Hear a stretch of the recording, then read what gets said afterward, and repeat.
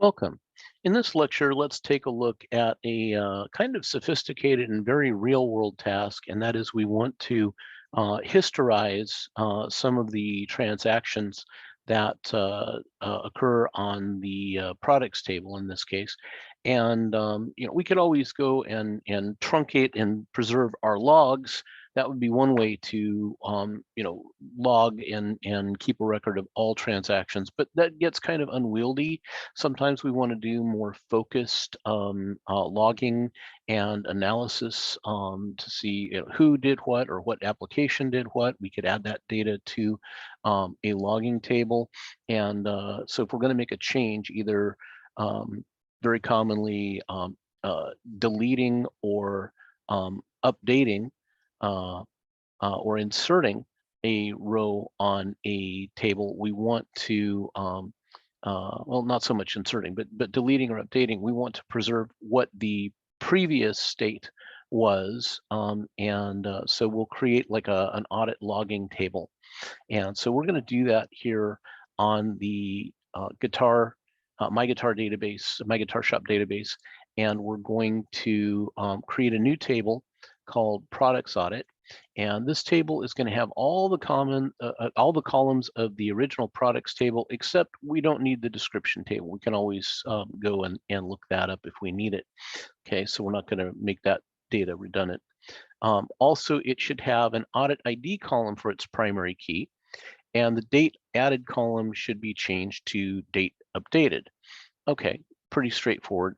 Then there's a part 2 to this. We're going to create a trigger that every time products gets updated, the trigger is going to take the old data that was about the product being changed, and we're going to archive it over into the products audit table.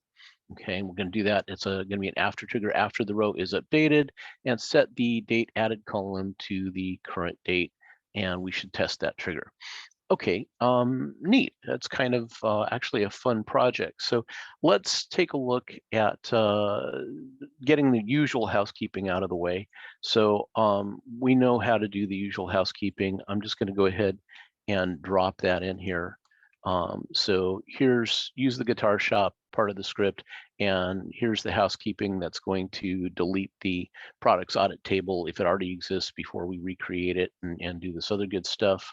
And then we'll do some more scripting, and then the rest of our housekeeping is going to be the cleanup on creating the trigger. Okay, so there's the cleanup on the trigger, and then we'll go ahead and actually define the trigger there. Okay, so let's get a jump start on creating the table. An easy way that we know for doing that. This table is going to be mostly like the products table. So let's go over to the products table, and let's script that table out as create to a new query editor window. Okay. And let's get rid of some of the nonsense I don't need. I just need the create statement. And let's see here. We're going to not worry about these indexes, and we're not going to worry about, we'll move these defaults into the create statement rather than altering the table afterwards. There's no reason they have to be out there. And so we'll clean those up. And then we'll also fix the primary key right in the declaration of the table. So let's go ahead and get rid of that and close the batch. Okay, so a couple things we need to change. We are not creating the products table. We're creating the products audit table. And the product ID is no longer going to be an identity. It is still going to be not null constrained, but we also need to add in the new primary key, which is going to be the audit ID. And that's going to be an integer, and it's going to be primary key, and it is going to be an identity. Okay, so, and comma. There we go. Now it should be happy. Okay, so we've got the audit ID, the product ID, The product code stays there. The category ID stays there. We're going to get rid of the product description, right? So let's go find the description field, and we can just drop that right out. And then the date added is going to be changed. That's still going to be the same date time type, but we're going to make it date updated. And nulls are allowed, but let's go one better. Let's make it the default is null, and let's add a default here. We got rid of the alter table that was scripted from the way we had built the additional rules on the original table. It was an alter, so we updated that table. We can just build this right in here. So in addition to not null, we'll make it default of 0.00, and everything else should be not null constrained. And I think we've got it. Okay, great. So let's now take that, pop back over into the query script that we're editing, and that goes here.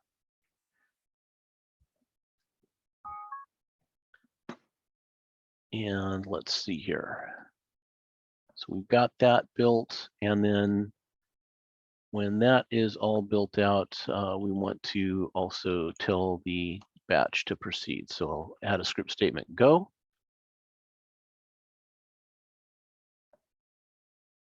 And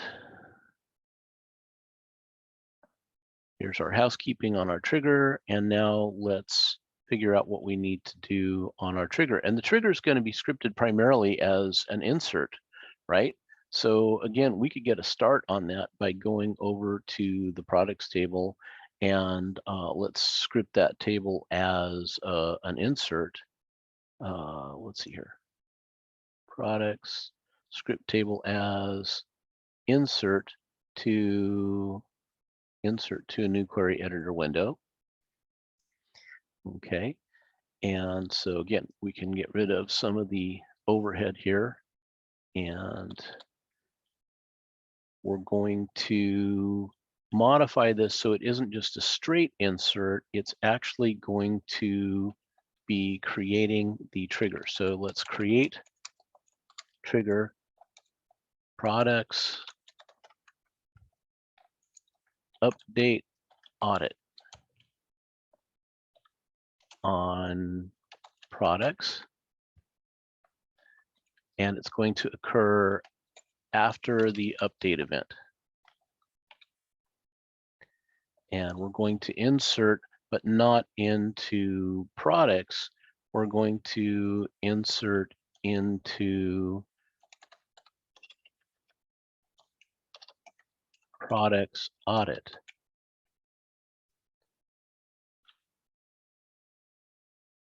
And we want the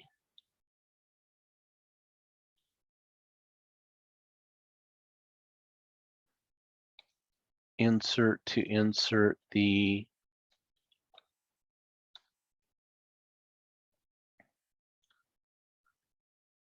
product ID and the category ID.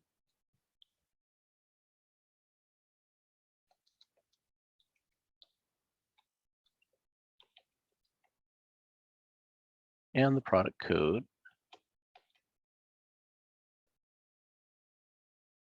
And the product name. But we don't have a place for the description now, so we're going to get rid of that. And the list price.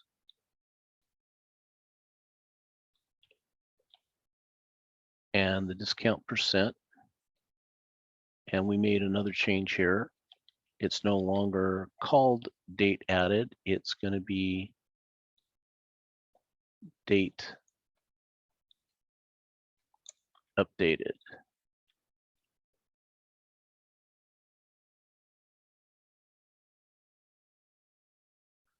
And then let's make the values reflect that as well. So And the values, we're going to change these to select statements.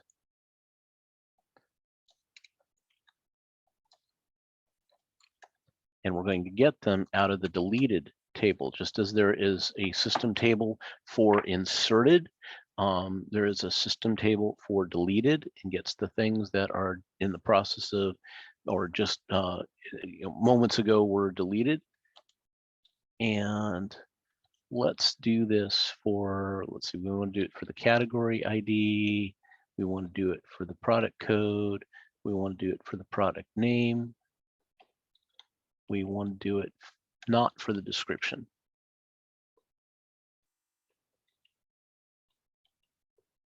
And list price and discount percent. And for the date, we're going to change this to simply the system date.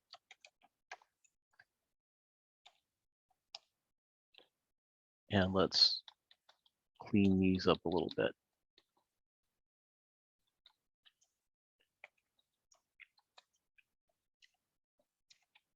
Change them all to selects, and they're all going to come from deleted.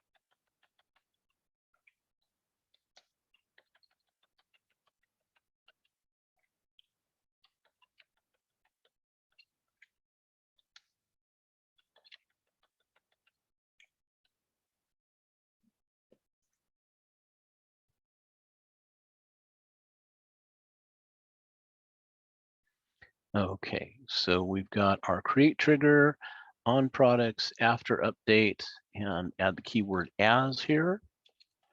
As, insert into products audit these fields and the values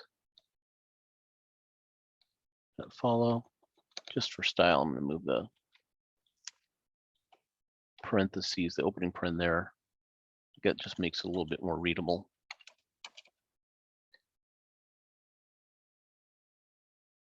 And then I need a paren at the beginning of each of these.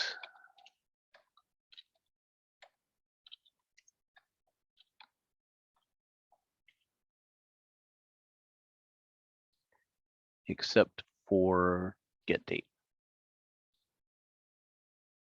Okay, that's looking good. I think we've got our trigger ready to go.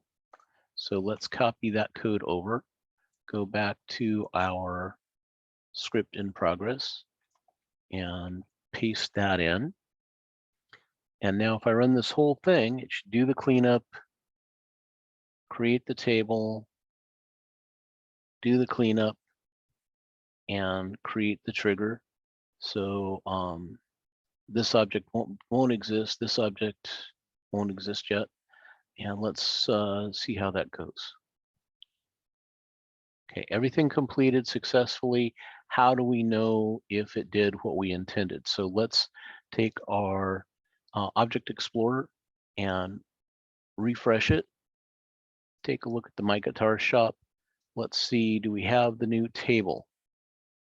We do have a products audit table, and sanity check the columns are the primary key, audit ID, product ID, category ID, product code. So not the description, product name, list price, discount percent, date updated. That looks good. Now, what about the trigger? Let's look at the programmability on the table and see if the trigger has been added. Not there.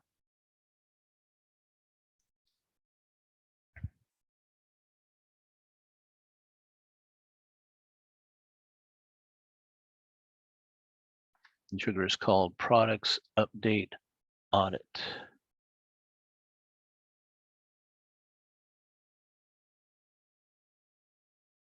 Oh, but it's not on the products audit table. It's on the products table.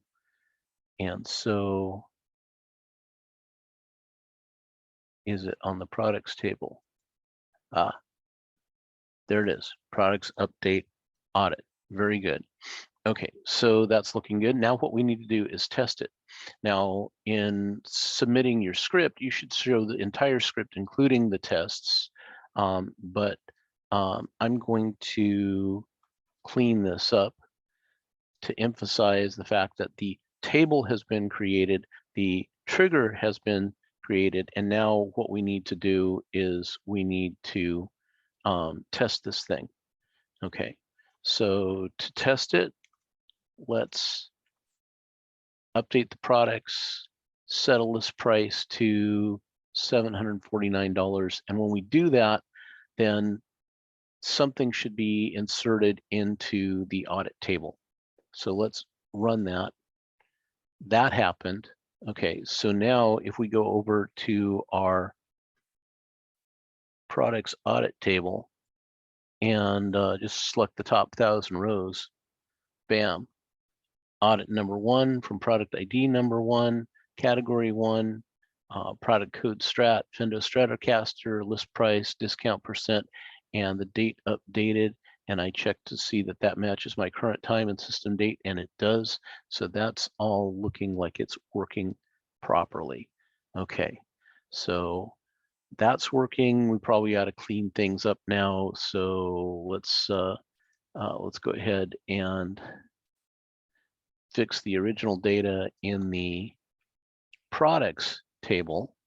The interesting thing, what's going to happen, think about this. This does the cleanup on the products table. What does it do to the product audits table? Let's look. So we do this. Now our data in the products table is back to what it was, but let's go look again at products audit.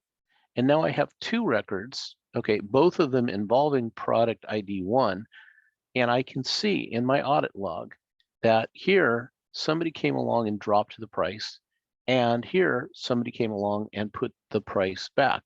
See how that's starting to be very useful in business to know that that was done, and we could add additional details as to who did it, or even potentially what application did it. If we have a web app and a fat client app, we could serialize that any number of ways and get additional data about how this stuff is getting changed and updated and by whom, and perhaps for what purpose. If we look at the transaction, we could serialize the transaction that is making the update, and then know what's going on with our database and our data, and generate all kinds of interesting reports for management or for IT operations to understand what's going on with the application a little bit better.